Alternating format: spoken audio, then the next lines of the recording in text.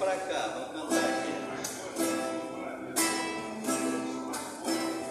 Certo dia, na beira-mar, apareceu um jovem galileu. Quem podia imaginar, quem pudesse amar do jeito que ele amava, um jeito simples de conversar,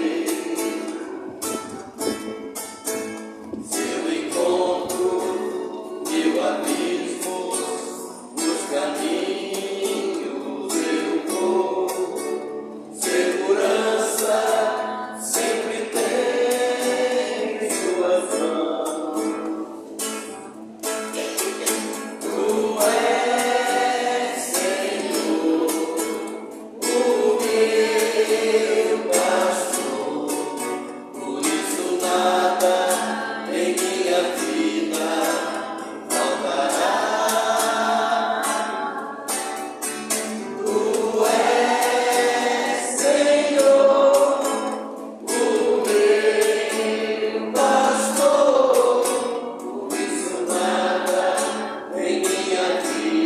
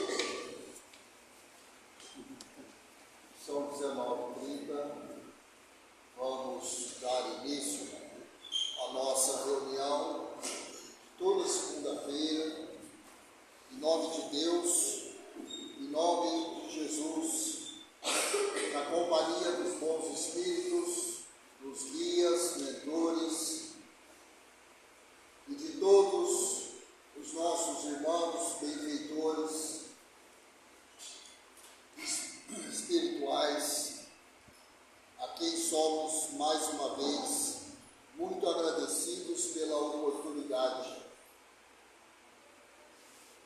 Pedimos à espiritualidade que zele pelo equilíbrio vibratório no ambiente dessa sala, não permitindo a presença de entidades que não estejam alinhadas com os propósitos da reunião, sobretudo aquelas que nos distraem, nos afastam da concentração, nos desviam dos propósitos que nos trouxeram aqui nessa noite. Aos encarnados, nós pedimos que se concentrem nas preces, pois é através das preces que vamos interagir mais intensamente com os nossos irmãos do plano espiritual, criando um campo vibratório intenso, forte, facilitando a fluidificação das águas que são aqui trazidas, facilitando o trabalho do passe magnético, derramando sobre o ambiente dessa sala os bons fluidos, nos trazendo alguns instantes de conforto espiritual. Pai nosso que estais no céu, santificado seja o vosso nome. Venha a nós ao vosso reino, seja feita a vossa vontade, tanto na terra quanto no céu. O pão nosso de cada dia dai-nos hoje, Senhor. Perdoa, Pai, as nossas dívidas, as nossas ofensas, assim como nós perdoamos aos nossos devedores e aos nossos ofensores. E não nos deixeis cair em tentações, mas livra-nos de todo o mal, que assim seja. Muito bem.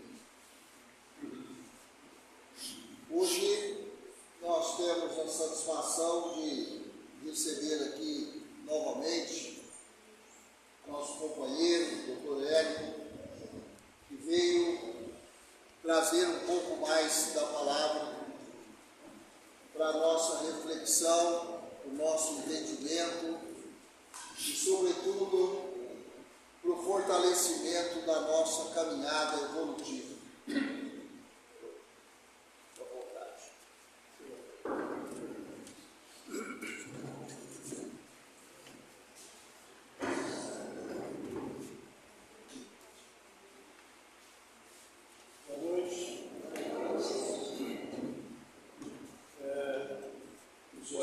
Pode falar nessa distância aí, tá bom. Bom, é sempre um prazer voltar aqui e se honrar pelo convite, agradeço aí, os organizadores.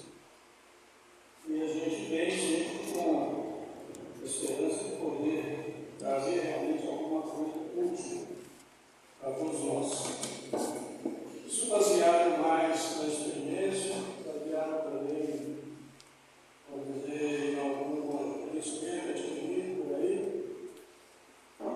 E, como nas outras vezes, se houver alguma pergunta, se alguma coisa, fique à vontade.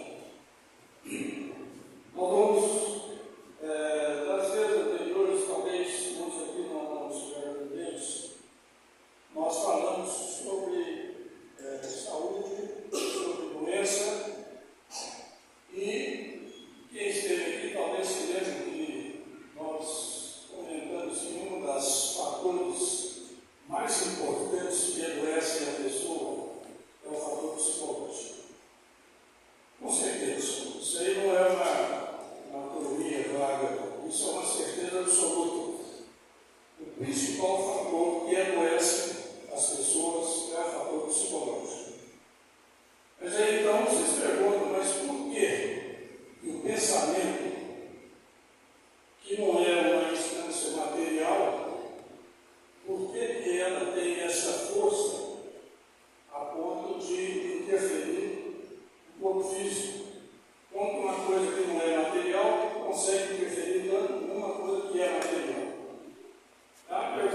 interessante. E até muitos anos atrás, não se tinha uma resposta para isso. A gente não sabia. Hoje nós sabemos. Através dos conhecimentos que a física quântica trouxe, nós sabemos que o pensamento é uma forma de energia eletromagnética. E essa energia eletromagnética, ela é documentada. Existem exames de laboratório, tipo especial de ressonância magnética, que detecta as áreas cerebrais que estão emitindo essa energia em cores diferentes. Então, de acordo com o pensamento que a pessoa faz, a ressonância magnética detecta áreas do cérebro dela que estão sendo ativadas e emitindo então essa energia. Então, o pensamento é uma energia. E a física quântica demonstrou que o corpo também é uma energia. Isso que nós vemos sólido, a mesa aqui, madeira, na verdade não é sólido. Isso é uma energia condensada. E é também uma energia eletromagnética condensada. Então, isso explica como que o pensamento, que é uma forma de energia, consegue interferir na outra energia. É apenas uma diferença de frequência vibracional. Mas o que nós vamos falar aqui não é essa coisa assim que é mais técnica e etc. Mas é só para dar uma explicação rápida de como é possível que uma instância não material possa interferir tanto na matéria a ponto de produzir doenças, a ponto de produzir câncer, doenças graves. E como eu comentei da última vez, e algumas pesquisas demonstraram que 80% dos pacientes que desenvolvem câncer na fase mais avançada da vida, mais avançada sim, não é muito avançada, não sei se é muito não, 60 para frente. 80% das pessoas que desenvolvem câncer trazem consigo conflitos mentais ao longo da vida. E esses conflitos mentais modificam toda a estrutura celular do corpo humano a ponto de provocarem perversão da estrutura molecular, que significa câncer. Então isso é muito importante. Então o que eu achei conveniente falar aqui hoje é a respeito da mente. Como que a mente pode ter tanto poder assim? E mente é uma coisa curiosa. Vocês podem ver que a Bíblia, Jesus toda hora falava na fé, homens de pouca fé.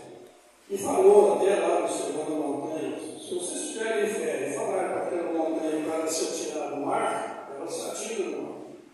Então Jesus, lá atrás, 2000 anos atrás, chamou a atenção para o poder que a fé tem. Agora, o que é a fé? Fé é simplesmente uma função da mente. A fé é uma confiança numa determinada situação, num determinado fato, uma confiança verdadeira. E Jesus então chamou a atenção, é como se ele tivesse falado: a sua mente tem força suficiente para deslocar aquela montanha e botar a montanha no mar. Nós aqui, né? Isso aí deve ter sido um desafio. A nossa mente tem essa força? Parece que tem. Parece que tem. Nós temos, se a gente for falar um pouco de mente, nós temos dois compartimentos dentro da mente: a mente consciente e a mente subconsciente. A mente consciente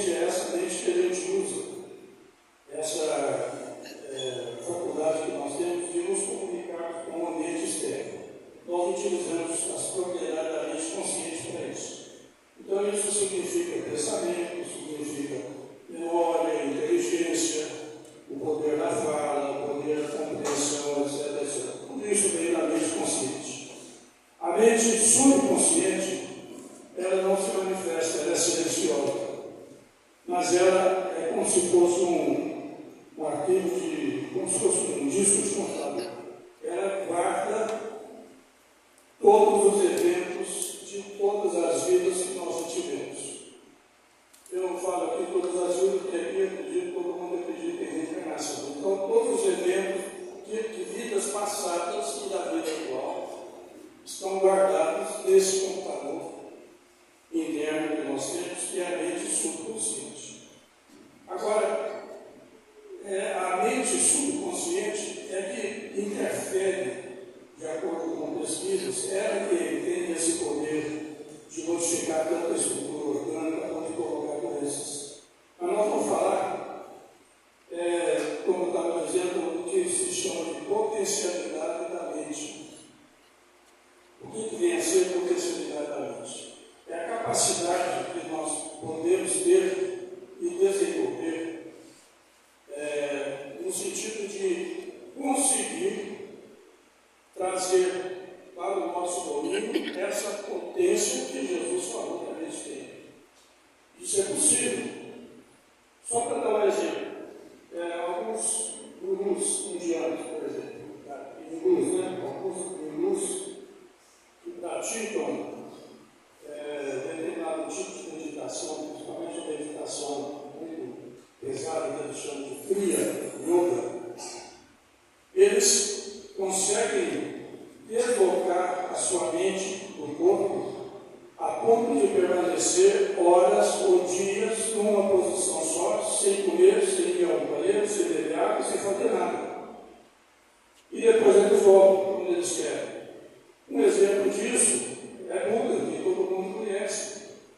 Buda sentou debaixo de uma figueira lá no norte da Índia e ficou 40 dias sentado, imóvel, sem beber, sem comer, sem ir ao banheiro, acho que existia banheiro, né? Sem ir ao mato, e ficou 40 dias ali naquela posição.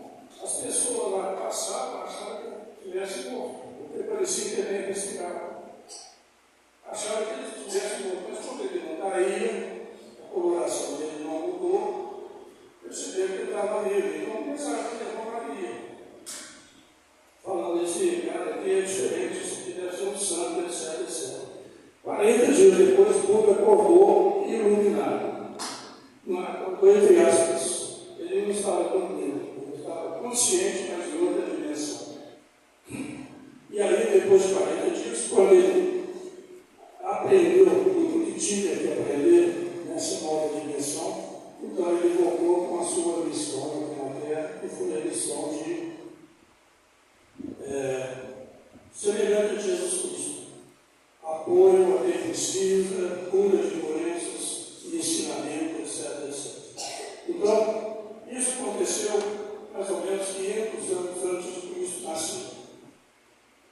E a Bíblia conta também que Jesus, ele insistia muito em falar, eu, o filho do homem. Eles falavam, Jesus é filho de Deus. Ele falava, mas eu sou filho do homem também. Então, Jesus queria, talvez com essa expressão, eu sou filho do homem, mostrar que ele era humano. Ele era sobretudo humano, com um espírito elevadíssimo, um espírito humano, com as fraquezas humanas e etc. E tal. Mas Jesus sentiu necessidade, num determinado momento, de ser batizado. Ele ficou sabendo que João Batista estava lá no Rio, João batizando, então ele foi lá. Foi batizado. E alguns livros contam que depois que ele recebeu o batismo, ele recebeu uma energia diferente. Ele se sentiu tomado por uma luz, uma força diferente, de tal maneira que a partir daquele momento ele deve ter pensado, eu preciso me afastar. E aí ele foi para o deserto. E curiosamente, ele ficou também 40 dias no deserto. O mesmo tempo que quando ficou sentado debaixo do civeiro. Ficou 40 dias, alguns falam 6 semanas. E Davi 42 dias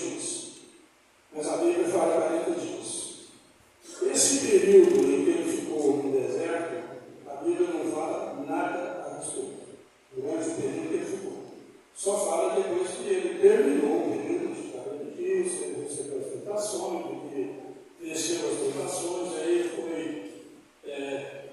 socorrido,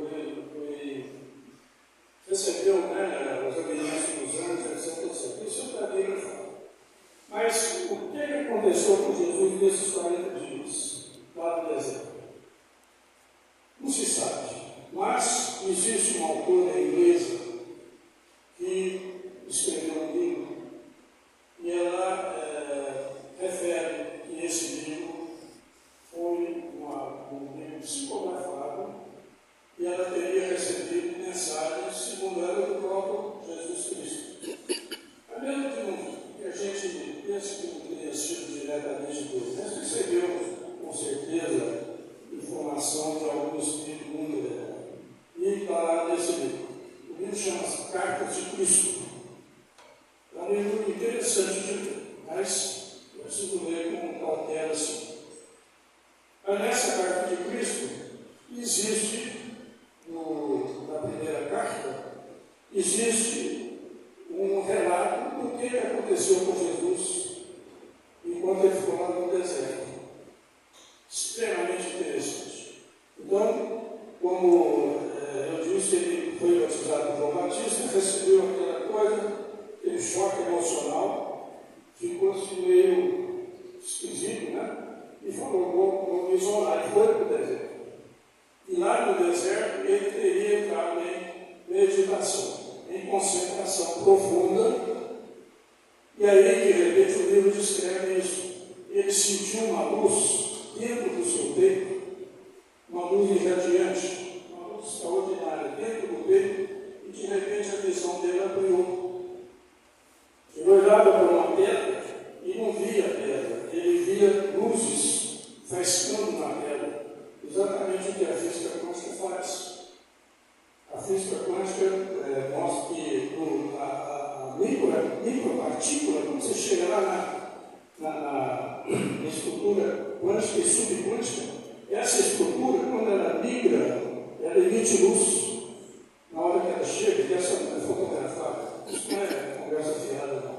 Isso é coisa séria. Essa luz é fotografada. Então, depois que Jesus sentiu essa iluminação interior, ele percebeu que a mente dele ampliou de uma maneira absurda. E a ponto de ele olhar também para si próprio e ver as suas células trabalhando.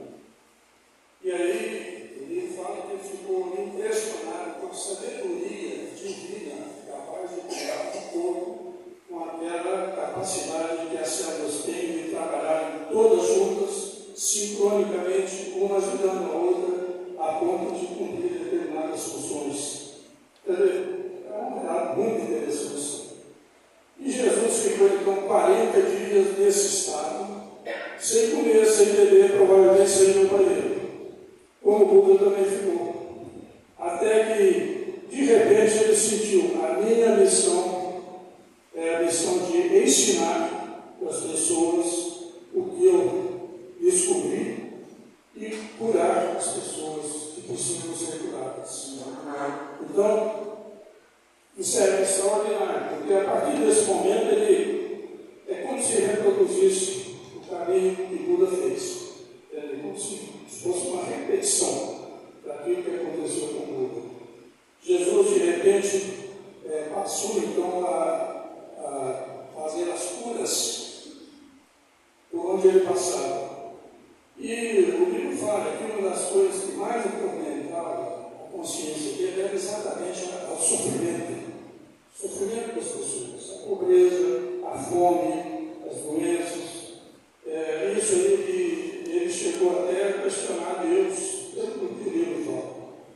Por que tanto sofrimento, às vezes, que a gente presencia? Mas de repente tudo ganhou para ele, e aí então ele foi cumprir a missão, sabendo que ele seria assassinado por causa dessa missão. Mas o livro fala uma coisa também que é curiosa, que ele tinha uma certa questão com a mãe, com a Maria, dele, porque ela seguia os ensinamentos judaicos, ela foi criada na cultura judaica. E Jesus não concordava com a doutrina judaica, a doutrina de Moisés, que determinava olho por olho, peixe por peixe. E ele não, perdoar os nossos inimigos, não era olho por olho, peixe por peixe. Isso criou uma certa questão com relação à mãe, mas que depois tudo se regularizou e a coisa ficou toda perfeitamente equilibrada. Mas aí, Jesus então partiu para esse fato. E vejam que, quando ele curava alguém, por exemplo, o cego, ele pôs a mão no cego, curou a vista do cego e falou com ele: vai em paz e não peques mais. Pera bem, por que ele falou não peques mais? Se o sujeito estava lá por causa da cegueira, por que ele falou para o cara não peque mais? Depois ele curou um paralítico e falou a mesma coisa para o paralítico. Falou: vai em paz e os teus pecados são perdoados. Então, qual a correlação que a gente pode concluir dessas palavras de Jesus? Por que ele falou a respeito de pecado quando ele curava alguma pessoa doente? A conclusão lógica é porque o pecado provoca doença. Só pode ser isso. É a conclusão lógica. Se o pecado provoca doença, para o indivíduo continuar sadio, então não peque mais. Agora, o que é o pecado? Pecado é um transtorno da nossa convicção interna, que é uma convicção que vem de Deus. Nós temos, todos nós temos dentro de nós a chama divina. Nós temos uma fagulha de Deus dentro de nós. E essa fagulha nos faz perceber instintivamente o que é certo e o que é errado. Todo mundo sabe o que é certo e o que é errado. Agora, se o indivíduo, mesmo sabendo o que é errado, insiste em fazer errado, isso é pecado. E o pecado, então, dentro dessa própria explicação que a gente está dando aí, o pecado que ele está cometendo vai voltar para ele na forma de uma doença. E isso faz parte de uma lei universal, que foi uma lei descrita mais ou menos 2.100 anos antes de Cristo. Veja, mais ou menos 4.100 anos atrás, por um sábio egípcio chamado Hermes Trismegistus. E se sabe um pouco a respeito do Hermes Trismegistus, mas ele descreveu as 7 leis universais. E uma das leis universais fundamentais é isso que todo mundo aqui, no seu espírito, conhece, é a lei do karma. A palavra karma não é a palavra criada por Allan Kardec, é uma palavra criada pelos hindus há mais de 4 anos atrás. Isso significa causa e efeito. Então, o Hermes Trismegistus estabeleceu que uma das 7 leis universais é a lei da causa e efeito. Ou seja, a cada ação existe uma reação em sentido contrário. Isso é demonstrado na física. O aluno já aprendeu isso na escola. O Isaac Newton falou lá, a história de Newton, a cada ação, se você der uma bola na parede, ela volta para a mesma força que você jogou. Isso é na física. Agora, essa lei do karma é uma lei que se aplica não só às questões materiais, mas também às questões espirituais, às questões mentais. Então, todo mal que eu pratico significa que vai voltar para mim, de alguma maneira, na mesma intensidade do mal que eu pratico. Eu até costumo dizer, às vezes, comentando aí, quando tem alguém chegando, esses pessoal aí que estão trazendo esses problemas do Brasil, eu falo assim: olha, nós não precisamos ficar confiando na justiça terrena, porque a justiça terrena não funciona. Mas vamos confiar na lei universal, a lei de Deus. É uma lei de Deus, uma das leis de Deus. A lei de Deus é infalível. Então, se o indivíduo faz o mal para alguém, esse mal vai voltar para ele, ele vai pagar por isso. Sério,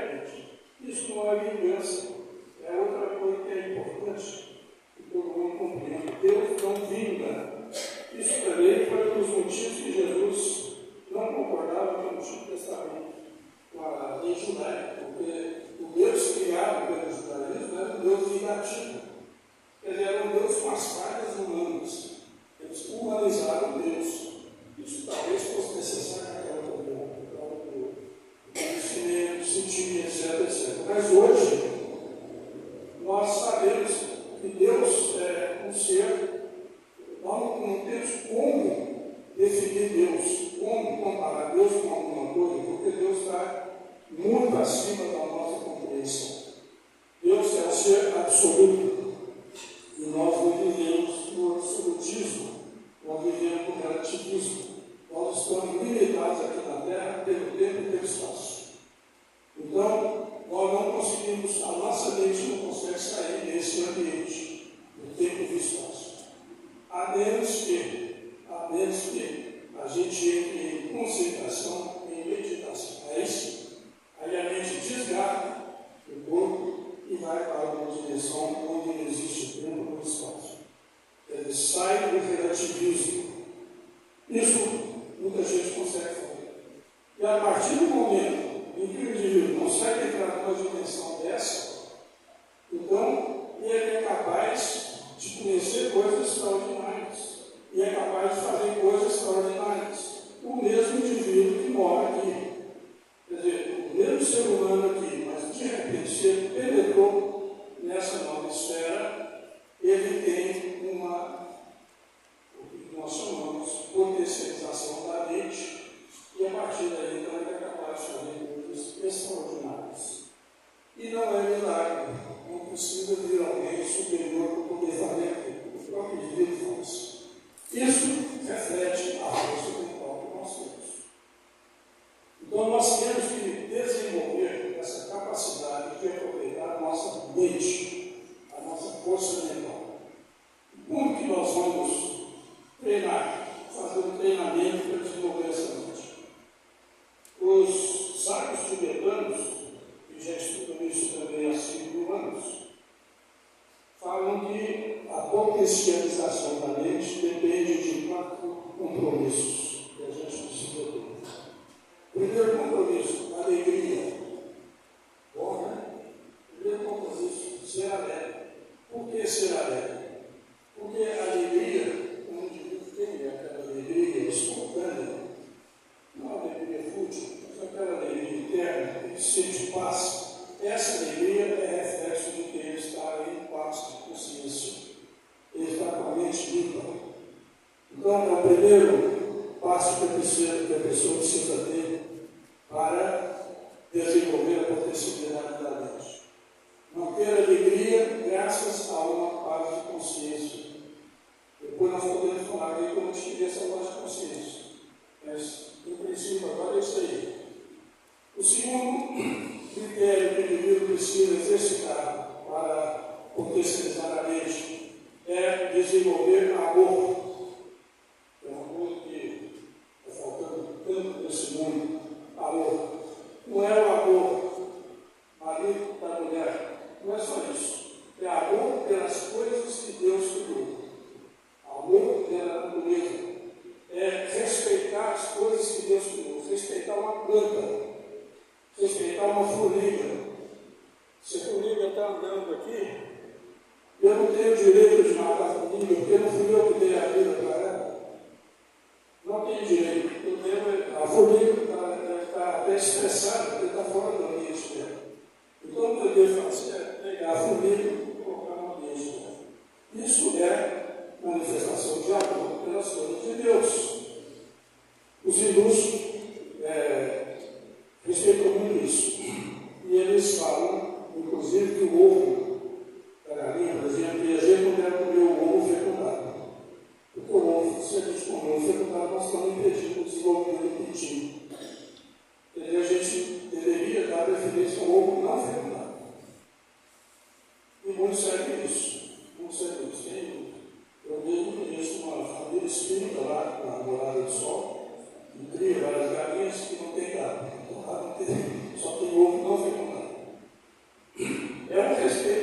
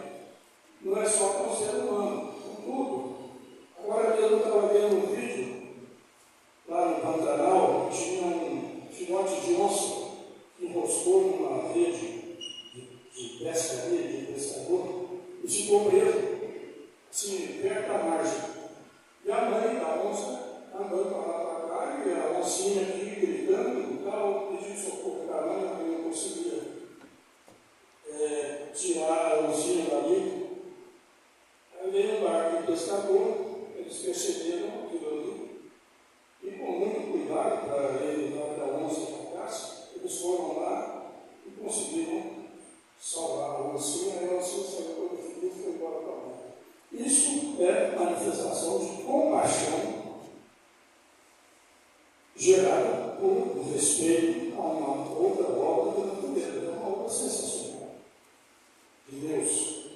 Então, o terceiro critério capaz de levar a uma contextualização da mente. E o quarto critério, na expressão dos tibetanos, é equanimidade. Equanimidade significa não se considerar superior a nada. Nós não somos, nós somos todos filhos do mesmo Pai, Deus. Então nós somos irmãos. Ponto final. Eu sou irmão de Jesus Cristo, porque Jesus Cristo também era filho de Deus. Então ele era meu irmão. E é até hoje. Continua sendo.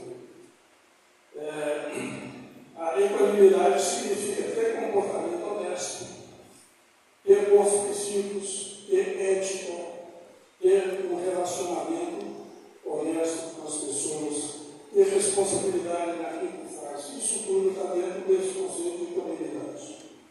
Então, repetindo, são esses 4 fundamentos necessários para que o indivíduo consiga potencializar a sua mente e daí para frente vencer as dificuldades da vida.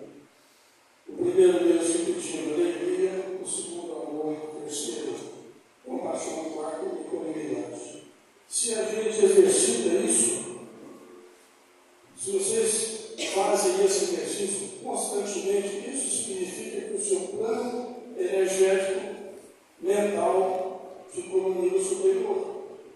E a partir desse plano superior de vibração energética, mental, vocês conseguem superar problemas muito sérios. E isso gera, às vezes, curas, que nós chamamos de cura espontânea, ou autocuras, e que muitos atribuem a milagre. Mas não precisa de uma intervenção divina. Nós temos esse potencial. O milagre está exatamente nisso. Deus já concedeu a cada um de nós esse potencial de autocura. E isso é tão importante, que pesquisas científicas mostraram, já faz tempo mostraram isso, que foi feita a pesquisa, acho que até hoje eu não tenho sentido da outra vez. Os caras pegaram ratinhos de laboratório e 2 grupos de ratinhos da mesma raça, da mesma idade, e colocaram um primeiro grupo aqui num ambiente onde ele vivia normalmente, um ambiente que ele gostava de chegar, tinha alimentação adequada para ele, a ração que ele gostava. E o outro grupo ficava preso numa gaiola de carne, de modo que ele via o grupo feliz do lado de lá, mas esse grupo aqui não tinha acesso àquele ambiente de lá. Esse grupo aqui não conseguia ter acesso à ração que eles gostavam. Ele era obrigado a comer uma ração que ele não gostava. Então foi criado um estresse. Nesse grupo preso aqui na gaiola, foi criado um estresse alimentar e social, vamos dizer assim. O pessoal ficou observando esses 2 grupos de ratinhos. Em poucos dias, os ratinhos do grupo estressado aqui começaram a adoecer e a morrer. Então eles abriram os ratinhos para ver a causa da morte deles. Primeira causa de morte, câncer. Câncer do abdômen. Desenvolveu tumores abdominais, grandes tumores abdominais. Segunda causa de morte, infecção. Então foi a primeira manifestação documentada de que o estresse provoca câncer. A primeira manifestação. Se bem que Hipócrates, 500 anos antes de Cristo, também já tinha falado isso. Hipócrates fez uma frase, eu acho, básica. Falava o seguinte, é muito mais importante conhecer o doente, o portador da doença, do que conhecer a doença que é portador. É muito mais importante conhecer o portador da doença, conhecer o psicológico dele. Então, veja a importância do psicológico. Quando o pessoal então nessa pesquisa percebeu que os ratinhos desse grupo aqui estavam adoecendo, eles pegavam o ratinho doente aqui e colocavam no grupo de carne, no grupo normal. Alguns ratinhos que já tinham tumor na barriga saravam em até 24 horas.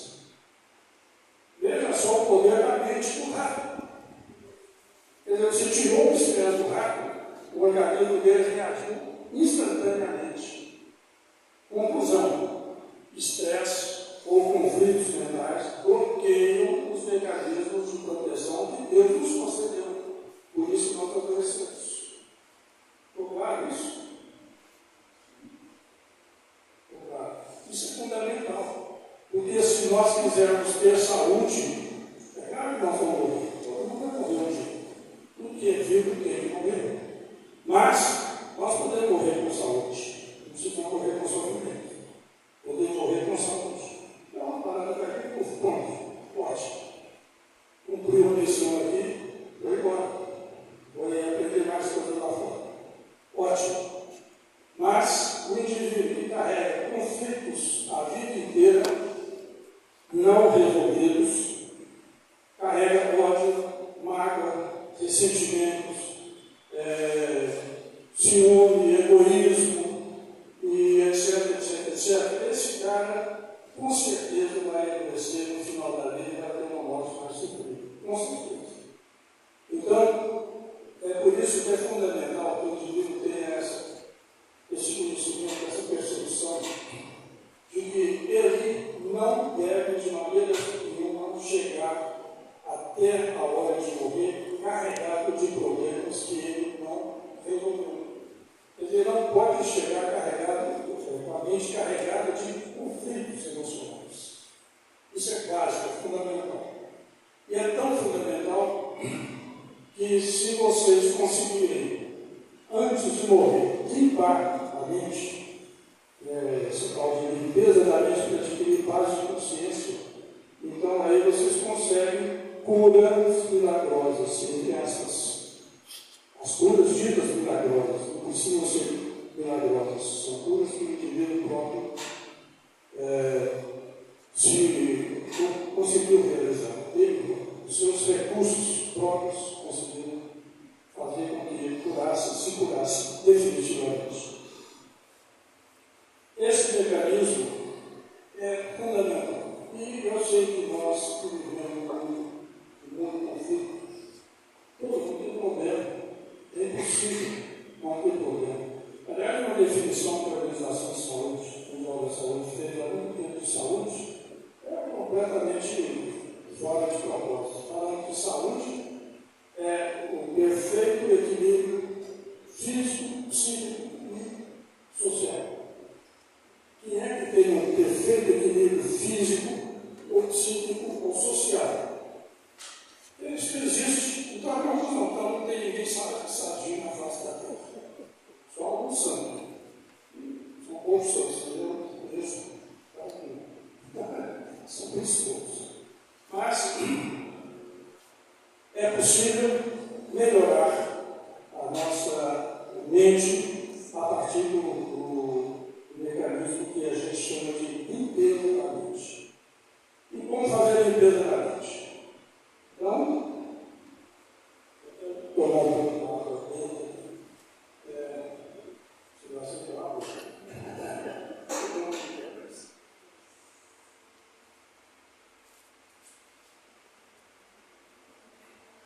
a limpeza da mente é um processo fundamental, então, para que se tenha saúde. Pode escrever: ninguém com conflitos emocionais importantes vai ter saúde a vida inteira. Definitivamente não vai. Então, por isso, nós não precisamos ficar desejando mal para a Lua, para não sei quem, não. Não precisamos, porque a lei universal age em todos, indistintamente.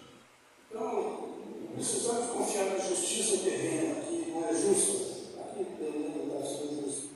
Mas, de qualquer maneira, nada vai ficar impune. Mais uma vez, não é por vingança de Deus. Vingança é um defeito do ser humano. Defeito do ser humano. Nem animal tem vingança. Ter cachorro, você bate no cachorro, maltrata o cachorro e tal, daí a pouco ele vai lá e tira a boca da cabeça. Quer dizer, vingança é um vício da raça humana. Então, nunca seria vingança de Deus. Isso é um absurdo falar isso, apesar de que o Antigo Testamento fala isso o tempo inteiro. Fala que Deus mandou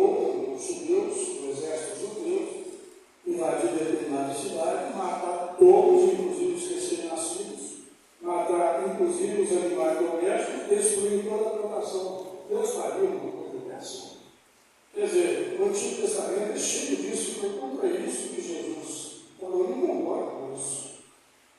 Mas a lei judaica era assim, é assim até hoje. Não acredito nisso até hoje. Mas, de qualquer maneira, para que o indivíduo, para que nós, seres humanos normais, possamos chegar numa idade que Deus quiser, com saúde, nós precisamos ter a mente limpa. E como é que nós vamos ter a mente limpa? Em primeiro lugar, nós temos que fazer uma autoanálise, fazer uma rememoração da nossa vida, desde a infância, desde quando a gente se lembra, até os dias atuais, escrever numa folha de papel todos os conflitos que eu passei e que alguém é que me prejudicou. Esse alguém me prejudicou a fazer isso, a fazer aquilo, etc. Então, vamos dizer 20 conflitos aqui em que eu fui prejudicado por alguém. Em seguida, eu faço a mesma análise, uma outra listagem dos conflitos que eu que provoquei. Eu que prejudiquei alguém. Eu fiz uma sacanagem com o cara, tomei a namorada dele, ou eu deixei de pagar uma conta. Quer dizer, são conflitos que eu provoquei e que o outro foi vítima. É uma outra lista. E deve ter muitos, deve ser uma lista grande também. Em seguida, eu devo pegar o primeiro problema da primeira lista, entrar em concentração naquele problema e reviver aquela cena. Esse indivíduo me prejudicou bastante. Então eu faço a pergunta para mim mesmo: por que ele me prejudicou? Qual foi o motivo que fez com que ele me prejudicasse? Você deve encontrar uma resposta. Você deve encontrar a resposta. Ele me prejudicou provavelmente porque ele estava numa situação pior que a minha, porque ele estava bêbado, ou porque ele veio de uma família cheia de problemas, ou porque ele estava com um conflito com a polícia, sei lá, ele arranja uma desculpa para ele. E arranjando a desculpa para ele, então você deve fazer esse tipo de interpretação. Ame, mentalmente. Você me prejudicou bastante, você me fez um grande mal. Mas eu entendo que você fez isso porque você estava também em uma situação ruim, talvez pior que a minha. Então, na verdade, você é culpado por que me fez, mas por outro lado, você também é vítima. Então, eu te perdoo. Essa palavra perdão é uma palavra sensacional.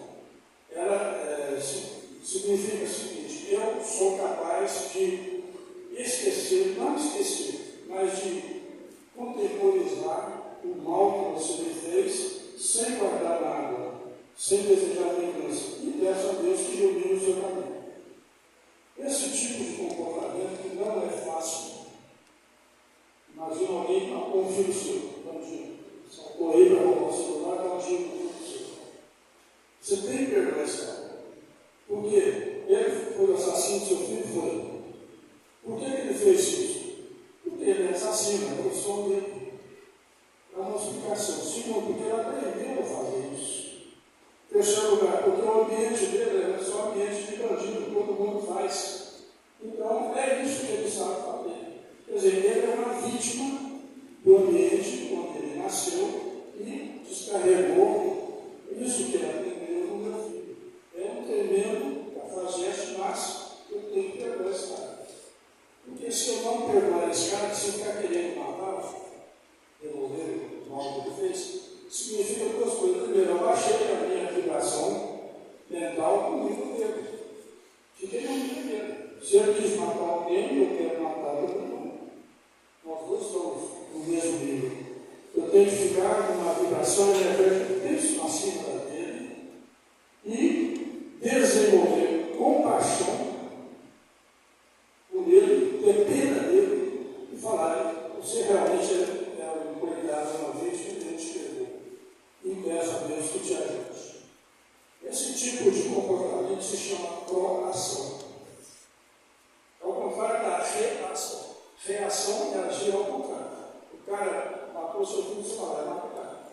Isso é hashing.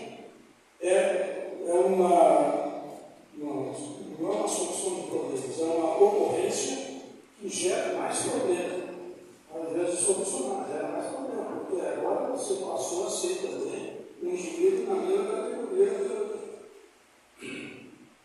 Se ao contrário, você procura entender o comportamento da pessoa e é capaz de desenvolver compaixão por essa pessoa e em seguida perdoar essa pessoa, então você está demonstrando que você está num nível energético muito superior ao dele, e essa manifestação energética sua vai até ele. Ele vai receber essa manifestação. E isso pode mudar a vida dele, mesmo que vocês não encontrem a pessoa. Essa manifestação energética da mente não tem limite de espaço. Vocês podem imaginar um cara internado no hospital lá no Japão. Eu vou rezar para esse cara, ele recebe a oração. Isso está demonstrado. Está demonstrado. Eu não vou falar dessas pessoas aqui, mas isso não é conversa fiada. Isso existe. Existe mesmo.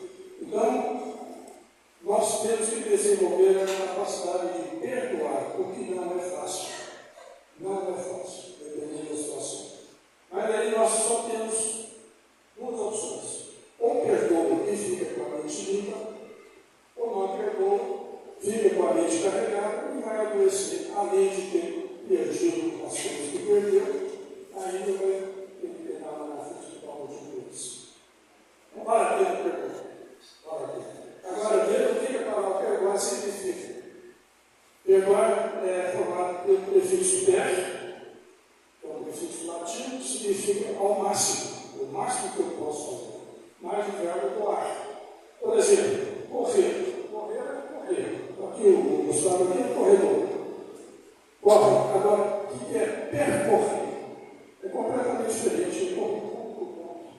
Quer dizer, é fazer ao máximo o que a corrida permite fazer. É examinar ponto por ponto, percorrer. E assim vai. Toda palavra que começa, quase tudo, que começa com pé, significa que é uma ação ao máximo que pode ser feita. Então, perdoar significa doar ao máximo aquilo que eu posso fazer. Não é outra coisa. É doar um pedaço do seu ser e entregar para o lugar. Você não merece, mas eu espero que isso te ajude na sua vida. Ele não merece entre aspas. Ele passou a merecer pelo fato de que ele também é vítima. Então, isso é um mecanismo para se fazer a limpeza da mente, para que todos nós possamos ter paz de consciência para chegar na vida toda, igual o Sr. Miguel aqui, com tranquilidade, com sorriso, deita e dorme, com paz de consciência. Isso é fundamental para a saúde. Esse trabalho de perdoar tem que ser feito com cada um daqueles conflitos que você levantou. E depois que você pediu perdão, perdoar todo mundo da primeira da lista, então você vai pular agora em outro lado da lista e pedir perdão das pessoas que vocês prejudicaram. Pedir perdão. Falar, me perdoa, eu estava assim, tal. Tem uma justificativa, sempre tem. A pessoa que faz mal sempre tem uma justificativa. Não existe causa sem efeito, como não existe efeito sem causa. Então, tudo que se faz tem um motivo para ser feito. E a gente tem que trabalhar com isso aí, aceitar isso e, humildemente, pedir perdão para quem tiver que pedir e perdoar para quem tiver que perdoar.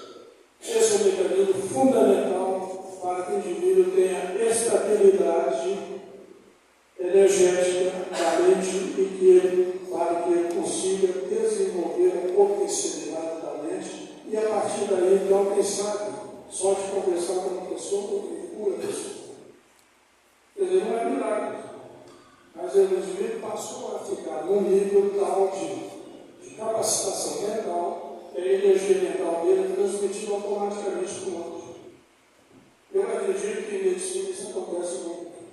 Tanto é que pesquisas mostraram que quando o paciente tem um bom relacionamento com o médico e confia no médico, ele já ficou mais ou menos 60% por nada.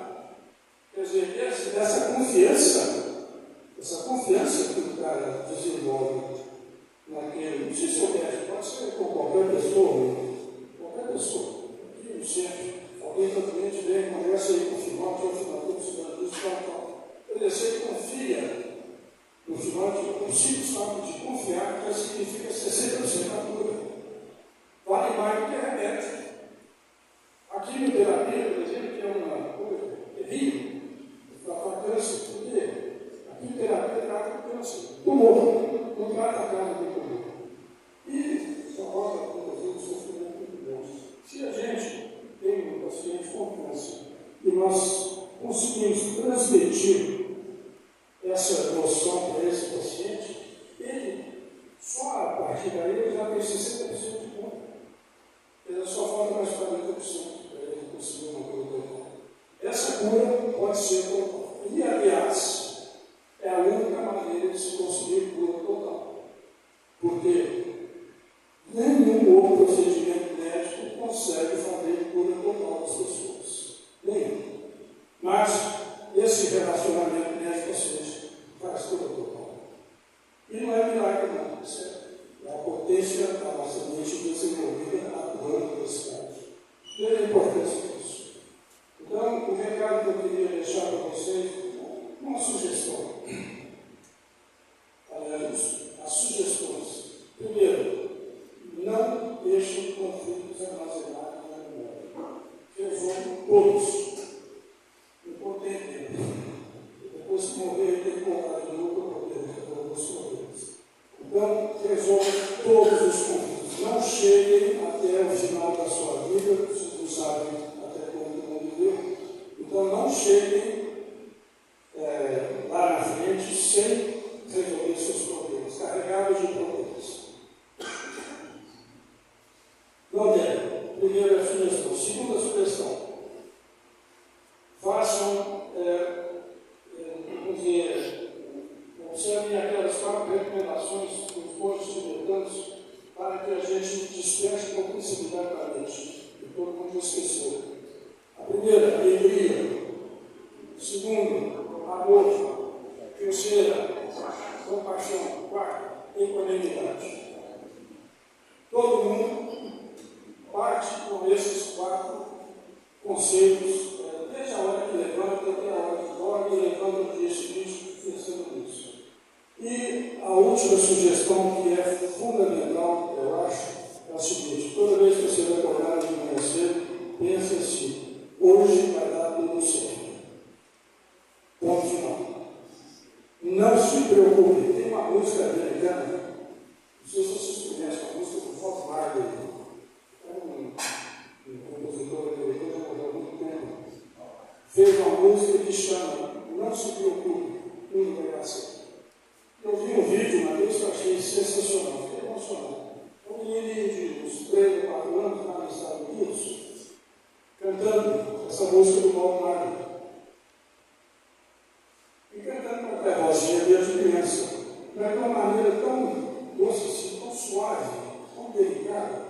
O menininho assim, cantando direitinho, afinadinho, uma bola boa.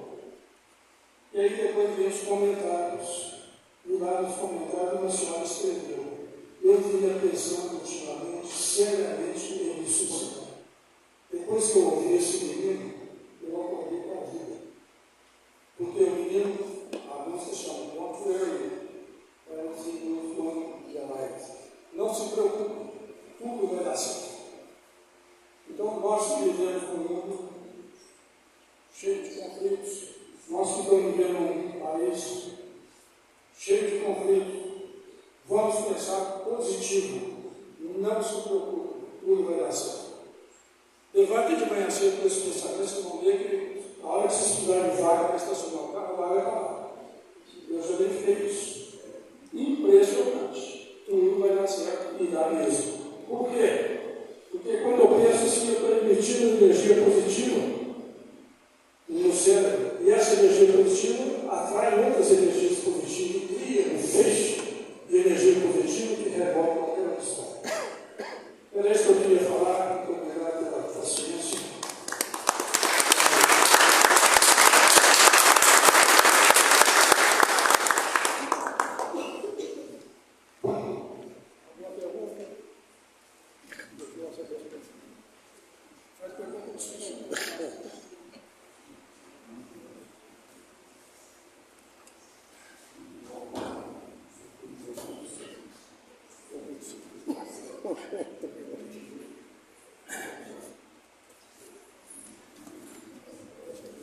Parabéns. Eu acho que deu tudo certo, né? Mas, mais uma vez, a gente é privilegiado, né? Conhecimento, uma palestra que faz com que a gente leve muita coisa para pensar aí nos próximos dias e colocar em prática.